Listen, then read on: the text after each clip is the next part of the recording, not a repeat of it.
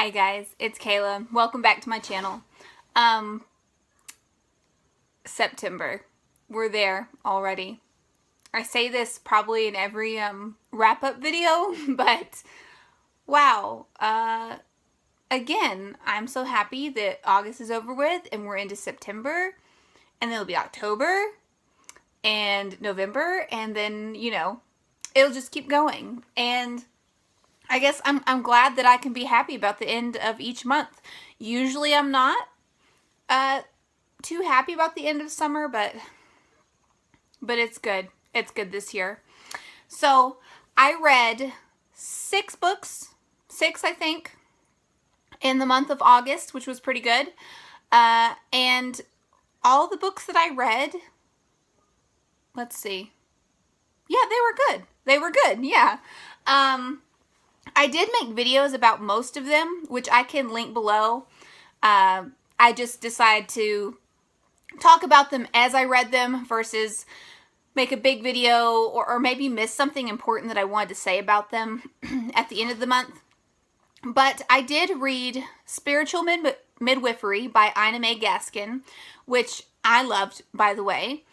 And I'm not going to get all into it since I already made a video, but I did really enjoy it, and I encourage anyone, you don't have to be pregnant or anything. I mean, if you're interested in childbirth or natural ways of doing things, I mean, it's just a fun book to read in general. I would read it regardless of what stage of life I'm in. I think I would. So that was really good. And then I read 2 John Steinbeck books, which were The Grapes of Wrath and Of Mice and Men. And again, those excellent books. Let's see.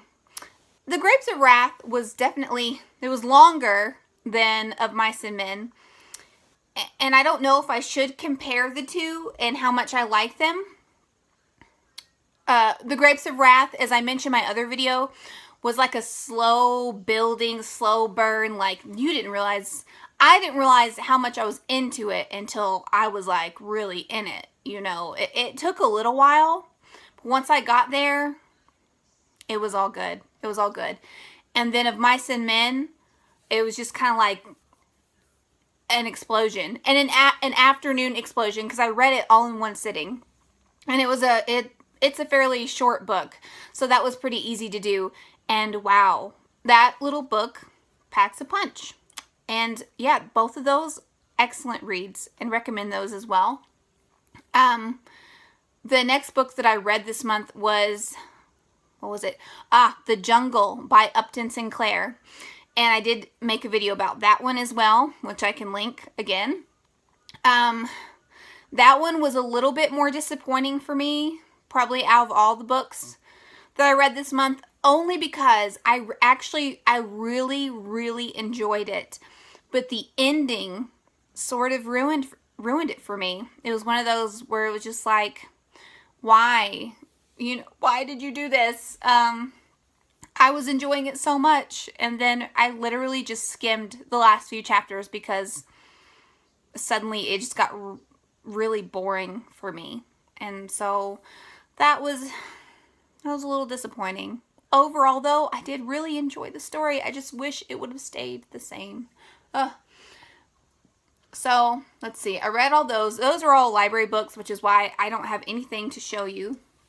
And then the next book that I read this month was It by Stephen King. Yes, I finally finished it. I can't remember when I started it. In the spring?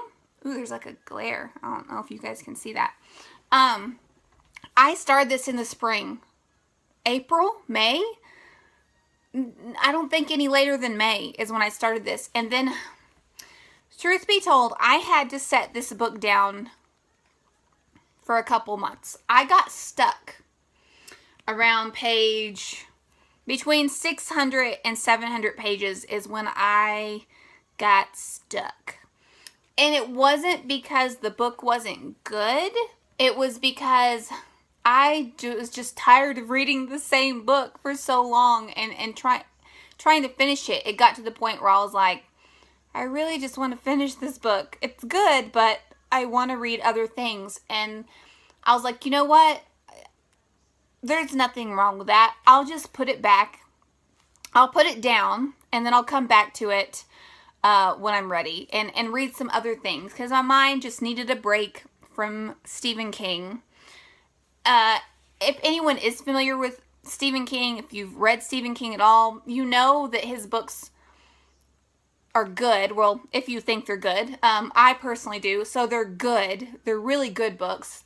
But they tend to be huge, and just being stuck in the world of Stephen King, the worlds that he creates for such a long period of time, my mind just couldn't handle it anymore. I needed a break from the darkness and the despair and the creepy scariness. And I needed some other things to read in the meantime.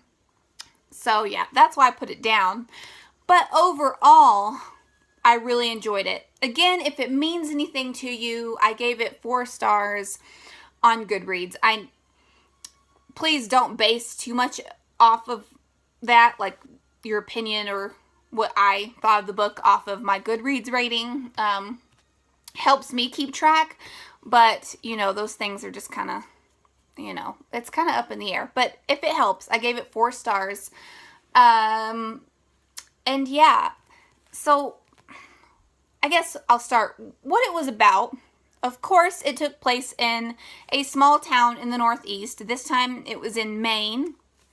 And what happens is there's this thing, that lives or is a presence in this small town. And every once in a while, you know, every however many years, kids start dying. They start dying and they start disappearing. And no one, you know, ever really knows why. People just chalk it up to murders and kidnappings and stuff.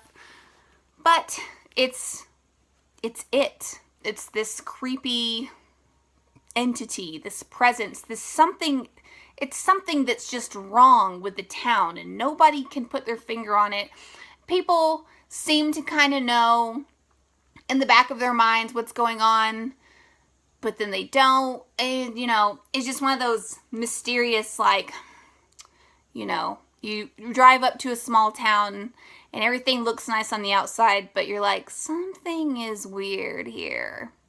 That's kind of like the feeling you get about the town, that town of Derry, Maine, in it.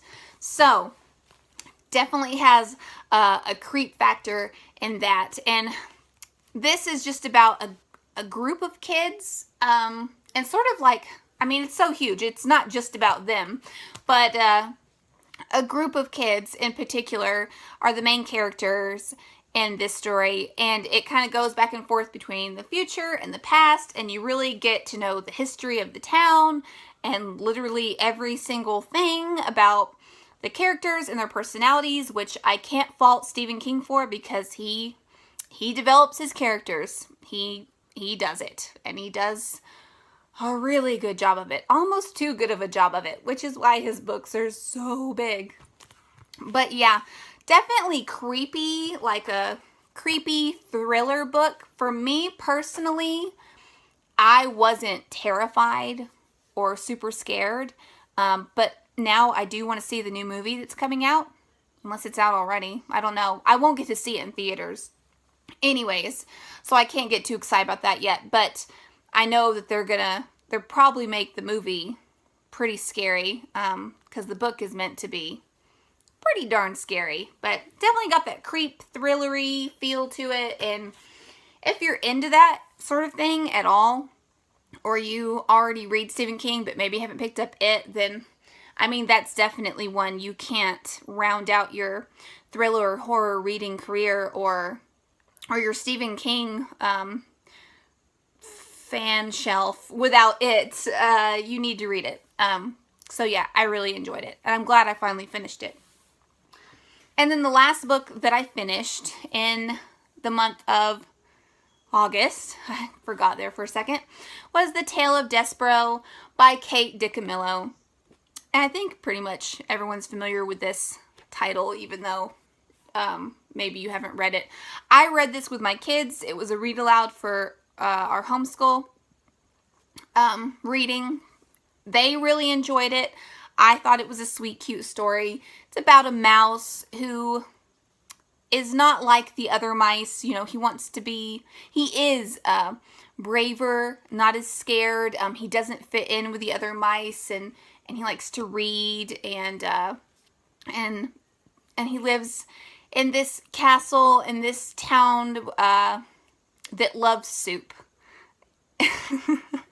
and yeah, and so there's a princess and chivalry and typical tales of bravery, and then other characters were woven into here way more than I originally thought that they would be. I thought it would mainly be about Despereaux, but there's quite a bit more woven in here. Some really good themes in here too. The language, I will say the language in this book I thought was pretty beautiful. I'm glad my kids got to be interested in a story where the language felt a little advanced, I guess is the way to put it. But yeah, they enjoyed it. I enjoyed it. I think they enjoyed it more just because it is a children's book, but I don't know, pretty good. Pretty good little book. And if you have kids or you just like reading, you know, younger type books, then Tale of Despereaux it is. It's a good one. It's very cute. So those were the books that I read for the month of August. Yeah, pretty good reading month. Not too many disappointments. And I definitely look forward to the month of September. If any of you have read any of these books and have anything to say about them, just tell me below and tell me what you thought of them. And again, if you have any suggestions, I love getting suggestions about what I should read next, especially based off books I already like, you know, then please tell me that as well. And yeah, I hope the month of September is going to be great for everyone, and I have a feeling it will be pretty good for me. I don't know. I have nothing to not look forward to, so yeah, I'll see you guys all again soon, and thanks for watching.